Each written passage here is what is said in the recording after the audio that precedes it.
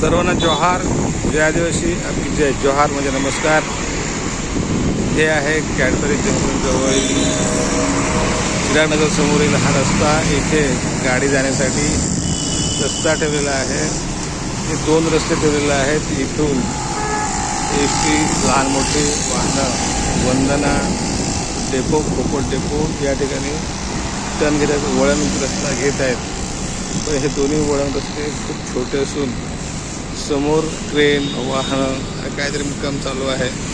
तर या समोरील दोन झाडांचं पुनर्वसन पुनर्जीवन करून हे दोन्ही रस्ते जर मोठे केला, रस्ता मोठा केला, हे झाड तोडला आणि हा रस्ता मोठा केला तर वाहनांना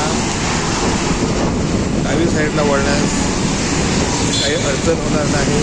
ते एस टी गाडी किंवा मोठी वाहनं आल्यास यांना टर्न मारण्यासाठी खूप तकलीफ होत आहे.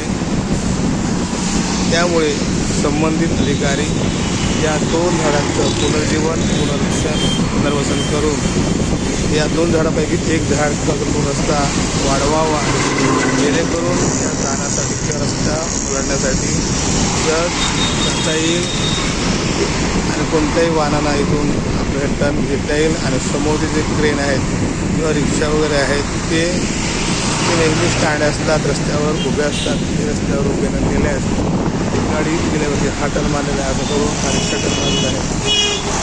ही रिक्षा टर्न मारेल अशा रिक्षा टर्न मारण्यासाठी रिक्षा टर्न मारू शकते, पण मोठी वाहने एकदम टर्न मारून जाऊ शकत नाही. आणि कॅडबरीचा सिग्नल असतो, त्यामुळे काही एस टी ह्या पोपटला जाणाऱ्या किंवा वंदना जाणाऱ्या इथूनच टर्न मारून जात आहेत. म्हणून ह्या इथे वृक्ष दोन्हीपैकी एक वृक्ष झाड पुनर्जीवन करून हा रस्ता बंद करावा. बंद केल्यास आणि समोरच्या वाहनं उभे करू नये किंवा ती पुढे न उभे केल्यास वाहनांना टर्न मारण्यास खूप छान होईल. कारण तिकडनं पण वाहने असतात.